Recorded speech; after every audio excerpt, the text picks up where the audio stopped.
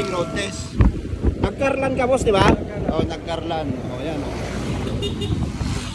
Si Sir Jansen, no? From Nagkarlan, no? Nagkarlan. Sipin mo, simula alas 2 siya umalis. Eh, ngayon siya namatay, 10:30 na yata. Mag-alas 10 na. Sobrang traffic na commute eh. Yan si bossing. Eh, first buyer ko sila. Katransaksyon ko talaga si Sir Junel, yung kapatid niya, siya ang pinasuyuan. Nasa Bicol. Ito, yung Nmax.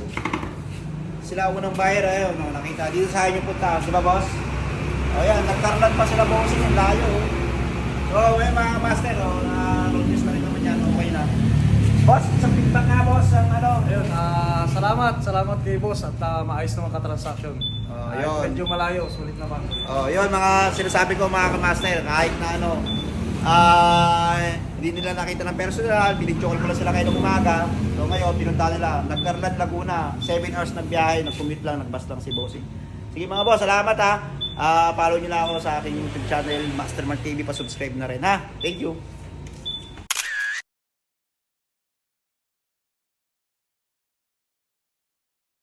Yan o. Salamat Sir Jansen. Okay.